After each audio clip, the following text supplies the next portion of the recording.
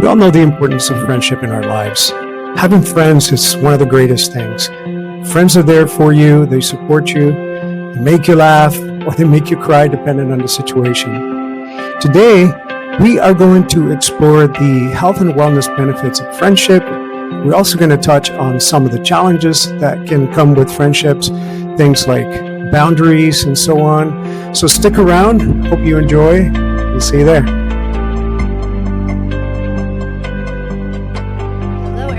Welcome to Think Well.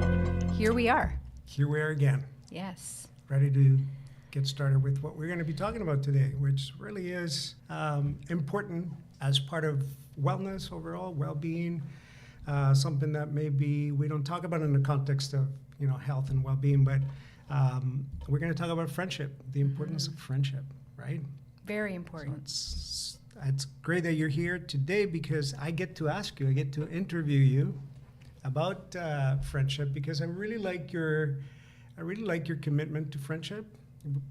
Before the show, we were talking a little bit about the difference between personalities and how people see friendship. But again, the way you approach friendship is really cool because you have a commitment to friendship.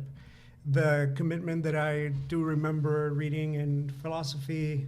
In philosophy, friendship has always been super important. It is important, right? Very important. Yeah, give us your take on friendship. Sure. And then I'll share a story with you. Okay, looking forward to it. So it's part of the wellness wheel that we talked about. That's right. Yeah, relationships, yeah, right? Relationships or social wellness. Yeah, it's very important. Friendship is.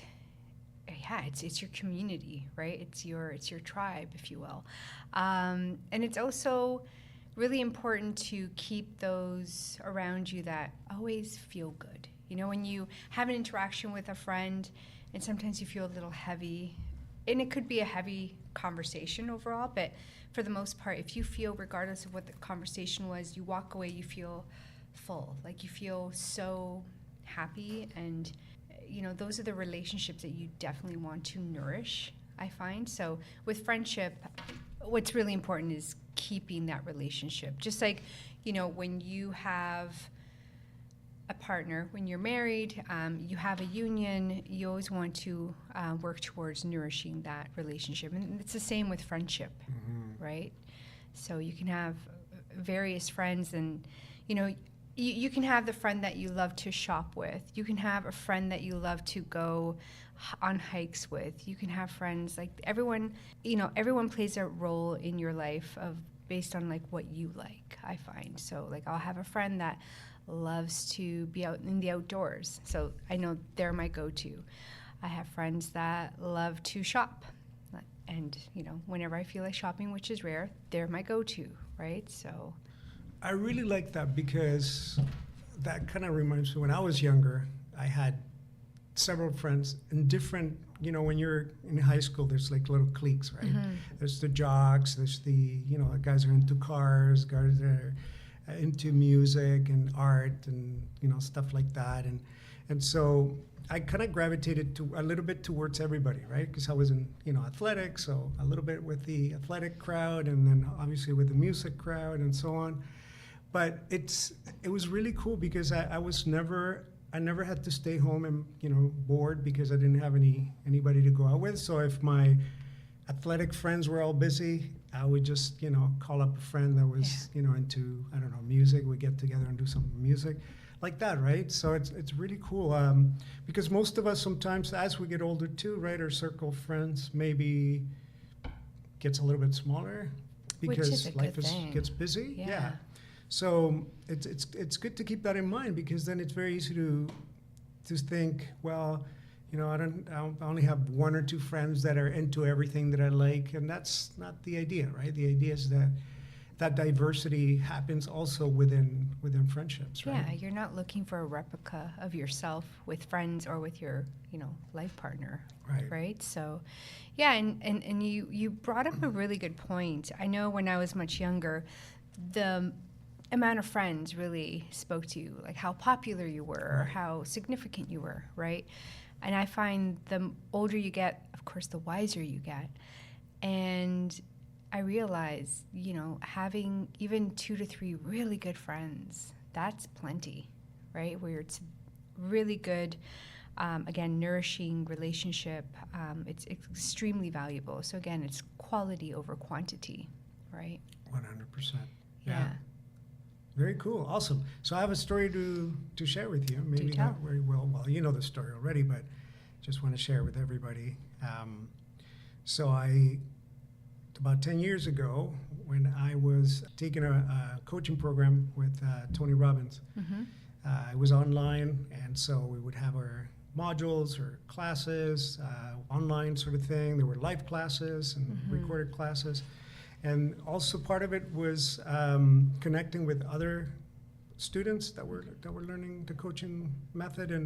And so, you get on the phone with somebody and you never knew who you were going to get, right? It could be somebody in Germany, somebody in China, somebody in South America, somebody in the States. So that went on for a while. And one day I was paired up with this guy in Alberta, right?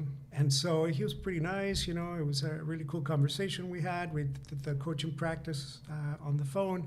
And then we decided to stay in touch, right? We exchanged phone numbers. A lot of people do that, no problem, right? But the thing is that John and I became best friends without ever seeing each other in person at all for 10 years, right? And the cool thing about that is that we were there to support each other. We went through very similar experiences about 8 years ago, and it was very difficult, and we were there to support each other, right? And so again, we became best friends. So it's like John and I has been friends forever, and we know everything about each other and all that. But again, we have never met in person. Just things, the stars didn't align, or the planets, whatever the saying is. So finally today, he gave me a heads up. He planned a very quick trip to Toronto here, and so we met for only 1 hour because he had a lot on the go. His schedule was really busy, but I drove all the way to Toronto to meet him and just spend an hour with him over coffee, and it was great because the overall feeling I got was that I knew him, and just at that sort of the physical proximity didn't change anything. Yeah. Of course, it made it stronger, and I'm going to be feeling that for the next few days, reflecting on that. But it was just almost as if I had seen him a couple of days ago, and we met up again. So it was really cool. It was emotional, but at the same time, it was just very celebratory too. It was really, really cool. So again, that goes to show the importance of friendship. It's, a long distance friendship like that just shows you the power of, the human spirit, Are you tearing up? Yeah, no. Oh, okay. Yeah, it's You're very just true. tired? Oh, okay, I thought you were crying. I think the story was so touching. It was so that- touching. Actually, I am crying.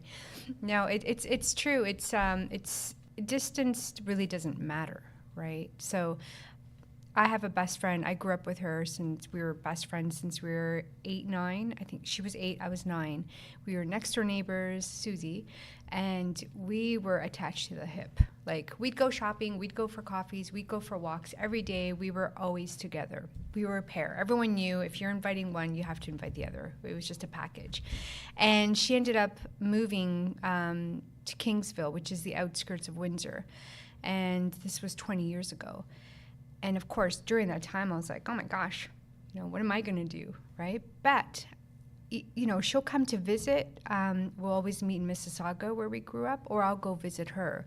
And maybe twice a year, I'll take the trip there. And it's as if we've seen each other every day, right? So the distance doesn't necessarily mean that it changes anything, right? So, yeah. But it does for a lot of people, though, right? Maybe more, maybe not with friendship, maybe with like Relationship. intimate relationships. Yeah, I right? think so. Like a couple, right? Because you need to have that physical contact, Yeah. which is a big part of the equation. So I guess you can't hold a long distance relationship without that. Eventually, it'll erode. Yeah, I some of think the- it gets to a point where either you're going to make a move and be with that person physically for the rest of your life, like Susie did with her husband, or it's just not going to work out, right? So, yeah, with friendships, it's very different. And you don't have to talk to the person every day, right? Again, it's like you didn't skip a beat. You catch up as if, oh, yeah, I was with you yesterday. what's new today, right? What do you think is the most important aspect of friendship as it relates to your health and wellness? Great question. I think because at times we have those thoughts in our mind like, oh, I'm not good enough. Oh, this is challenging. I can't, those negative thoughts. I find the friends that I have, they remind me those thoughts aren't real, right? Even though I'm fully aware of it, but, talking to them, being with them, I realize they accept me for who I am fully.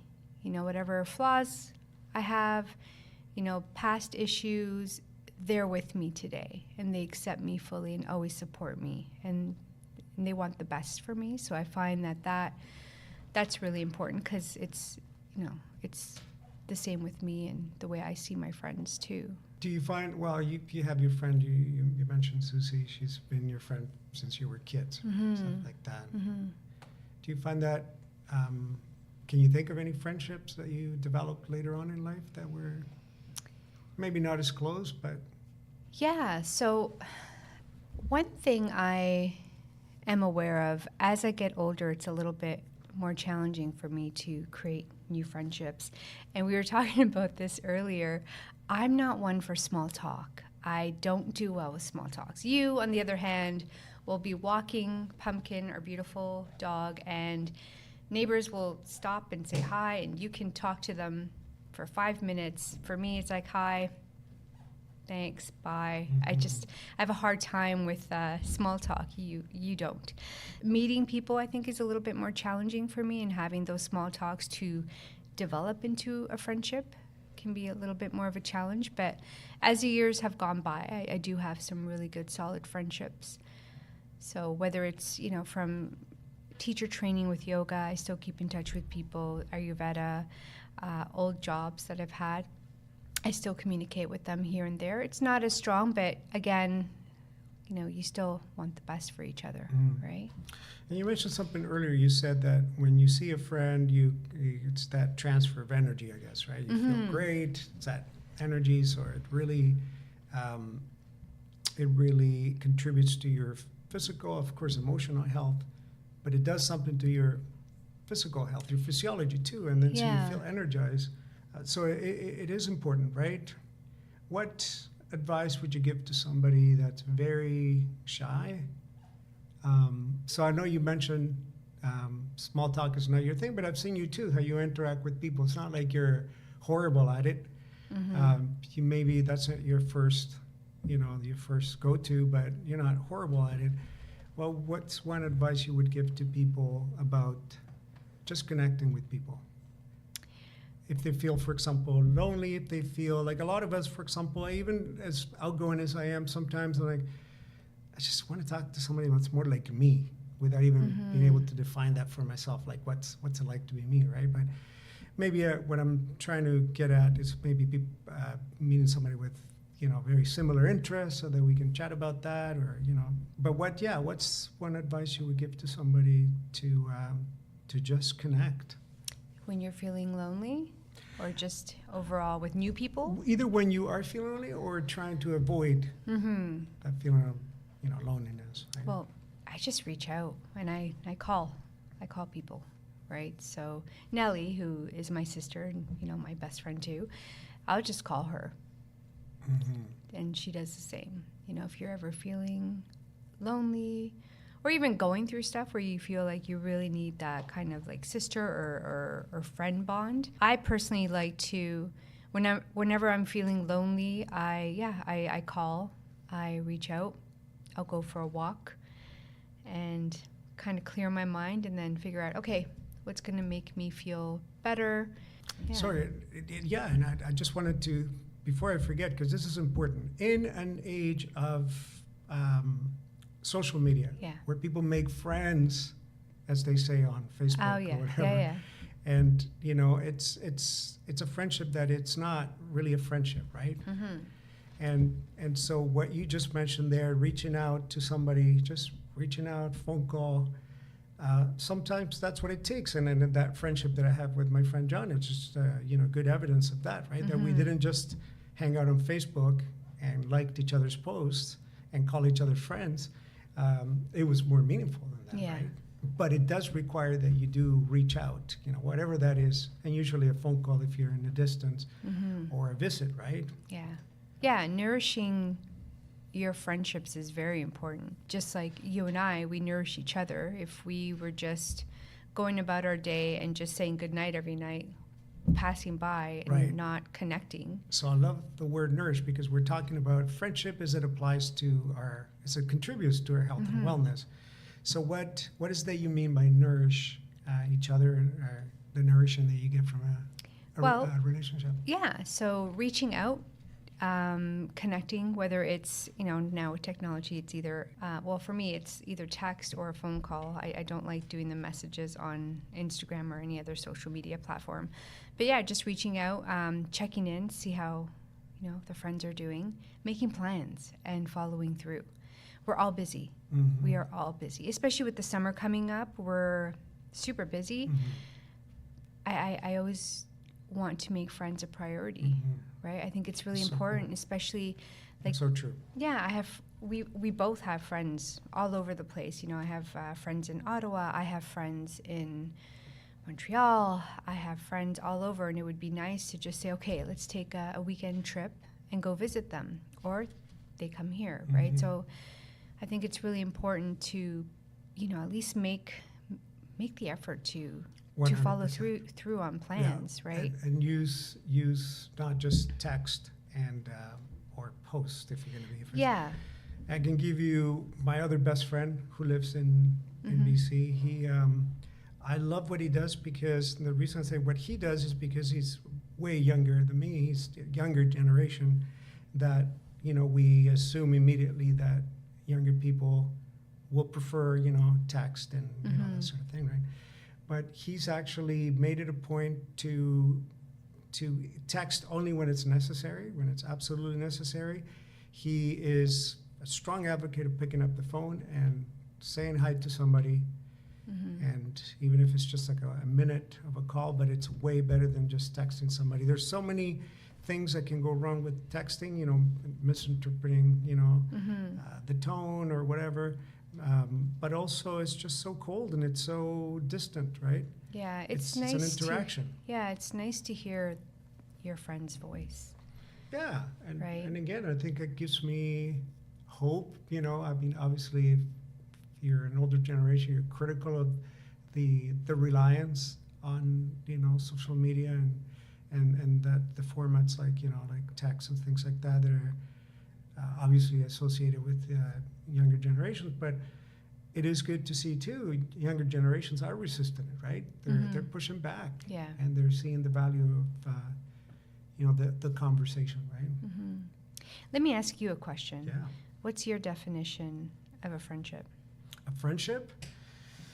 That's a good question. The definition of friendship is having somebody that's not obviously your intimate partner, somebody that can be company, but not just company in terms of avoiding loneliness, but somebody that has been able to be with you and witness your growth, your progress, and that means your ups and downs. And they're still with you, as you said, right? Yeah. I mean, life circumstances, sometimes I have friends that, I always share with you a friend that I had in the States when we were teenagers were like inseparable. But then life circumstances, right? He moved back to the States and, joined the Air Force and got married. And then we completely lost contact.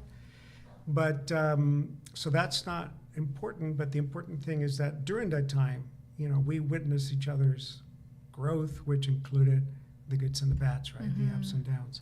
So I think that to me would be a friendship, being able to bear witness, as to what's going on with the other person. Of course, support is important, but I have really good friends too that are not necessarily, maybe they feel like they don't know how to support, they don't know what to say if you're going through something. Yeah.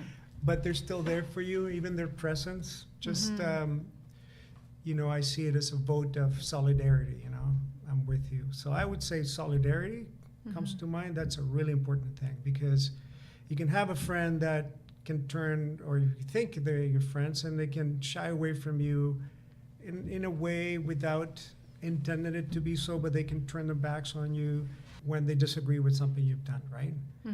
And so it's important, again, that your friends are with you through good and bad, like a marriage, I guess. The only difference is, I guess, there's a physical separation, right? Yeah.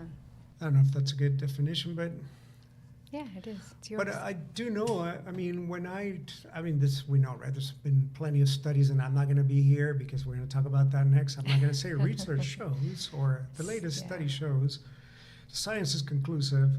I'm not going to say any of that, although I just said it. But, I mean, I guess just familiar with many comments on studies, the impact of, you know, lack of social connection or social connection. So I hate to talk about this because I don't even remember the name of the physician, but I promise I will get the name for before our next episode, and I'll put it up so people can see. Because I hate when people just say, "Oh, research," you know, I'll talk about a research, and they just throw the word Harvard or Stanford or something, so it sounds like a really solid research. But this is a doctor that in the States, he was in ER for years, I guess, and he saw the difference. So as a doctor, he was able to observe that, and then wrote a book about it, right? Or I don't know if he wrote an official academic paper or a book, but the observation he made was that, so this is about 3 decades ago, that the people that would come to the hospital and in serious, you know, bad shape, the ones that would recover would be the ones mostly that had visitors. And then the ones that didn't have visitors, you know, ended up either passing away, succumbed to their illness or injuries, in most cases, right? And it was a cultural thing too, right? So he noticed, for example, and it made me laugh because he noticed that a lot of sort of European descent Caucasians would be there by themselves, and every once in a while, a distant relative or a daughter or son from, you know, another state would come and visit. Those people usually wouldn't make it. The people that always used to make it, that's funny, like among them were people of Latin American background, right? Because he say that there were so many people visiting the person that was at the hospital, and he would have to get through to go see the patient and say, excuse me, and he would ask people, who are you? And he would have aunts and uncles and friends and father and mother and grandparents and all that, and even neighbors. So he would ask them and say, oh, I'm a neighbor, right? So, and so that shows you the importance of, you know, of contact, social contact, and feeling part of a group, because you mentioned that earlier too. Feeling part of a group, like group identity, super important. So much so that improved, you know, people's health, right? Yeah. Again, in the context of well-being and health in general, super important to talk about this. There's another, I don't know, I've heard this so many times, I don't know if it's a study or not, I don't want to go there either, but I always hear about... Wouldn't it be easier to say study shows? Yeah, no. There's this ongoing, like I always hear this, whether it's online or just anywhere, where you become the 5 people closest to you. Oh, right, yeah. So I don't know what study that is, but, and I see that, right? Like I see that with people in my life, where if they have someone who is very social, loves to go out, very ambitious, they kind of get those traits too. Like we all have these traits within us. It's just having that someone to ignite that for us. So I can see that. You know, there's friends that are very creative, and whenever I'm around them, like I want to be creative, and I really want to focus on that, right? So yeah, it's really interesting. The 5 people you're with the most. Yeah, no, that's interesting. Sorry, I didn't mean to. Yeah, I was going to ask, like, who are your closest? And yeah, but on what you mentioned there, 2 things.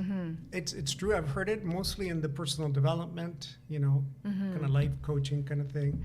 What people term motivational speakers, they always talk about that. You are the average of the 3 people around you, or whatever, who you surround yourself with. Absolutely true, because there's habits that are created around that. There's language. There's you know, you develop your own kind of you develop your own little culture with a group of people, right? So you become part of that, right? So it's important. Having said that, we talked about, throwing the word, research and studies and all that. And it's important, I think, that we talk about this, but I think we'll probably leave this for another episode, and, it's on its own. But to talk about how important science is, but science not to be used as a religion. Right?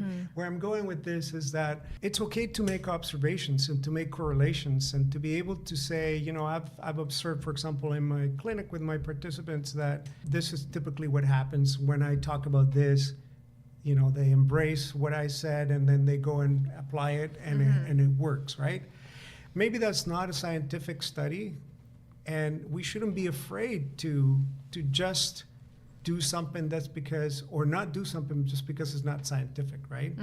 At the same time, if you are going to make something scientific, you got to do the real shit, like not just, pull some research out of the hat and say, oh yeah, the research shows that this and that. And you and I know this is, I think it's going to be another podcast. Unfortunately, we're running out of time, but being more critical of the wellness industry, I think it's key for any of the anybody that's interested in wellness. And obviously, if you're tuning into the podcast, you are interested in this, but also for people that work in the space, right? Yeah. How it's, and so my hypothesis is that the wellness space is so lucrative, right? Because we all want to be healthy and we're willing to pay for, for a system, a method, a product that will make us healthier. It is so successful and so lucrative that it has been hijacked, right? It has been hijacked by marketing. But those two go together, right? So it's not like an evil conspiracy, but the fact that marketing is such an integral part of it has created a sense in the wellness industry that kind of a fake thing going on, right? But we'll get into that in the next podcast because there's a lot to talk about. But I think we'll touch on that too, on the fact that you've heard me say this before, if you are going to go the research as a scientific way, good, hats off to you, all power to you, talk about the science behind cellular, whatever, and present that in the context of wellness and how I can, and do some real freaking studies, not just bullshit, right? However, that said, science is not everything. No. Right? So I think we touched on this a couple of episodes ago. I don't give a fuck if Ayurveda is a science or it's not. It's not up to Ayurveda to get scientific. It's up to scientists to say, is there any scientific evidence in Ayurveda that can maybe give us some piece of information that we can, make it more scientific, and maybe through more scientific, maybe get more funding to continue to study it, and through those studies to continue to, apply it in different ways, right? It's the same thing with anything else, right? And so I think nowadays also part of the wellness industry being hijacked by people that think that if it's not scientific, it's bullshit and it's woohoo. I think that that's a big insult to a lot of people that are very passionate about health. And they want to share what they see as something that's healthy, and they're doing it in a responsible manner, right? Because if I were here to say, I did 10 push-ups one day and it cured cancer, that's a big no-no. That's completely unethical. Yeah. But I can certainly, with no scientific background, stand here and say, I did 10 push-ups, I feel great. I think that this is contributing to my overall health if I keep this habit of doing 10 push-ups a day. That's not bullshit. That's not irresponsible. That's actually part of, the majority of the wellness space, works that way, right? Because it's trying to get people motivated to take matters into their own hands, right? But yeah, that would be really good for the next episode for sure. Okay. Do you have anything else to say about friendship? Yeah, don't take it for granted. I like that. Nourish your friends, right? Nourish that relationship. Yeah. Yeah. I can tell you from today's experience with John, it was a big payoff to nourishing that relationship that could have easily been ignored right off. Yeah. I'm very happy. That's a good. Yeah.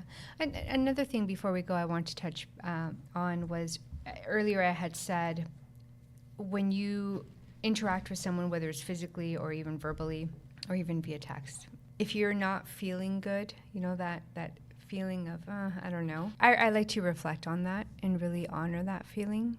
And not to say that I cut people off if I get that feeling, because that's also not fair. But I find that there are certain people in this world who love drama, who love to focus and talk about others. And I can't sit there and be a part of that, right? And we talked about that many times where it's, what's that saying? Yeah, if you, small minds focus on people. Mediocre minds, I guess, focus on events, and I don't know, enlightened minds, I don't know what the, focus on ideas, right? Yeah. So if you live mostly in the world of ideas, you're avoiding all those things, right? You're avoiding all those, you know, low-level biases and obstacles that people run into, right? So yeah, in my lifetime, I've had a lot of friends come and go, and that's one of the things that I really see. Like if I'm with someone and we're, you know, together and, you know, we're spending time together physically or even on the phone, I'm feeling really drained, and it doesn't even have to be about them talking about others. It's just, you know, it's good to step away without feeling bad about it, because there were times where I would feel really bad about that. Like, oh, you know, but I've known this person for so long. It's okay. You know, it's totally okay. So, at the end of the day, be around the people who fill you up with happiness and love, and that you feel that you do the same for them. And actually, another thing I want to bring up with friendship is, I know we're busy, and sometimes I do like to use a tool of WhatsApp or text, but especially WhatsApp, I find that I'll create little groups, right? So I'm the group, the yoga that I'm teaching in where we live. It's a group of amazing women, and I started a WhatsApp group, and that's where we connect, and we're always there to support each other. You know, when someone goes on that channel saying, hey, this happened, and they're feeling really down, we come out and we're there to support. And even with... It's community, right? It's community. And even, you know, with my siblings, which, you know, they are my dear friends, they've been doing their best to get healthier physically. So, and I started to see, you know what, I think we need this. So I started a supportive siblings group chat where it's like, hey, you know, they like to take a picture after their workout where they're all sweaty and they're like, I just finished doing this class, and oh, this is back day and this is leg day. So we've been doing that, like, hey, you're doing great. So I think that's cool. Really special too, right? It's the little things that count. So yeah, I love that. That's a really good message too. Yeah. So yeah, nourish your friends. Don't take them for granted. Tune in next time, because George is very passionate about the next episode, which is going to be about the science, the research. Definitely going to talk about the role of science in wellness, the role of science in life in general, right? We're going to take a kind of a more critical perspective on the wellness industry, since we're so passionate about that too, and not a lot of people are. You know, sometimes when you identify something that's not going well, I guess, that could potentially create, I don't know, some negative things around the whole wellness thing, around the culture of wellness. It's important to bring it up, right? So people are aware of it. After all, that's part of intellectual health. That's what I'm all about. So tune in next time. Thank you, everyone.